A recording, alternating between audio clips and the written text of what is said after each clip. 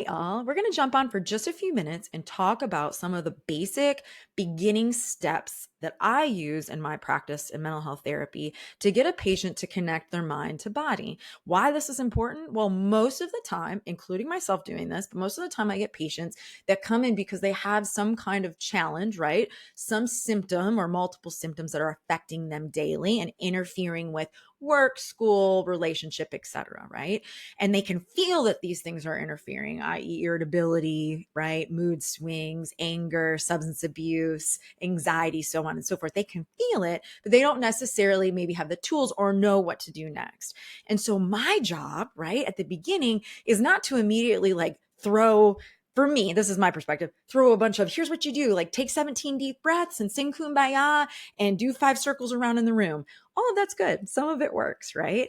But I have to spend some time reconnecting what is happening in the brain and what the brain is telling the body to do. Okay. So the first thing I have people do, and I think you all should do this just for a week, right, is keep track of your mood number a day. Okay. And however you want this mood scale to look, whether you maybe have more anxiousness or maybe have more sadness, I don't care. But 0 is horrible and 10 is great. Okay.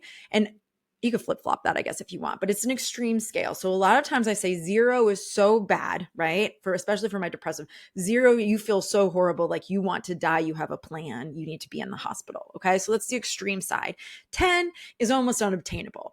10 is so happy and joyous. And so people that'll come to me and they're like, yeah, I was 10 all week. There's their own things that we need to address there. But I just want a number a day, right? I want your brain by the end of the week to say, hey, on Thursday, I was a 4. On Friday, I was a 7. On Saturday, I was an 8. And Sunday, back down to a 4 on Monday. Whatever it may be, we have to begin to connect the pattern, right? What's the pattern of mood? Are there external stressors around you happening that are dictating, right? That's the external piece. It's also powerful for your mind when you reflect on your week and you only think of all those times you yelled at your spouse to think, I was just a horrible mood wreck all week long.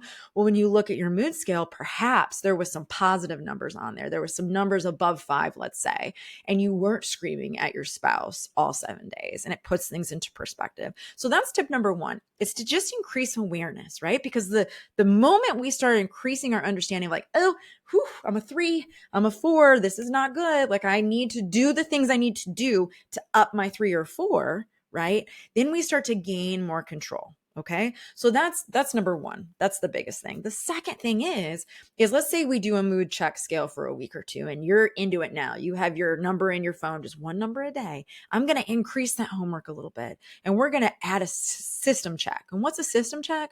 A system check is your physical feeling. Okay. So on a day you're a 4, maybe throughout that day, right? Or whatever day, you can pick any day, but let's just say you're realizing, today is one of those lower days.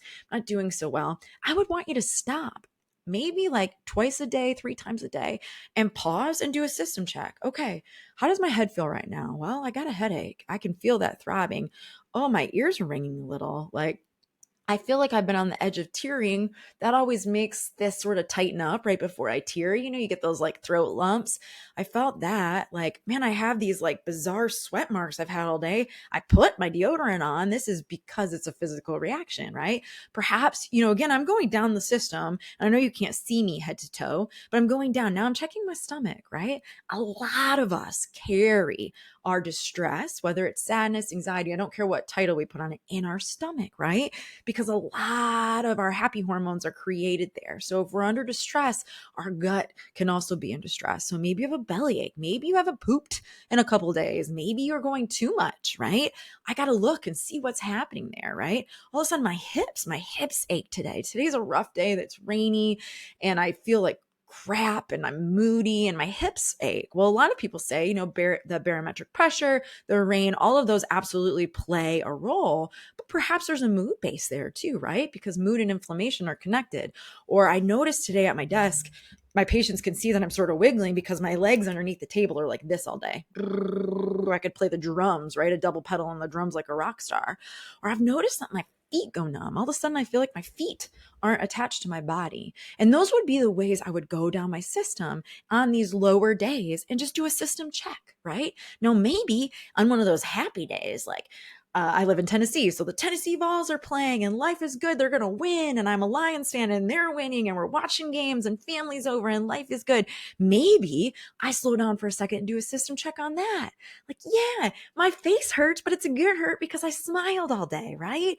I've had a great appetite. My voice has been lighter. My head doesn't ache. I've got energy to move around.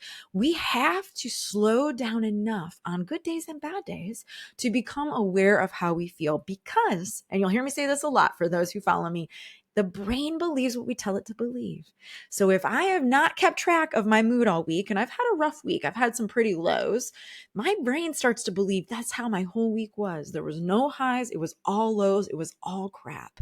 And so then the brain believes, yep, another week down the toilet, another week washed, right? Now, if I can slow down and identify the lows and address them and lean into them, but know that there was some wins, right? Then my brain can see both sides. So there's a lot of ways to look at this as I go through the therapeutic interventions, right? And I'm not saying you have to do all that, but if you want some tools right now to start to build mindfulness, right? Slowing down and being aware of what the heck is going on in this one human, then we would do those two things, a mood scale, and we would do a sensation check. And that's my tip for the day. So if you try it for a week and it does work, it doesn't work, you hate it, you think I'm a loon, or you think, heck yeah, this is brilliant, comment, share it with us. Listeners want to know what's working. People are looking for answers. So I hope y'all take care. See you soon.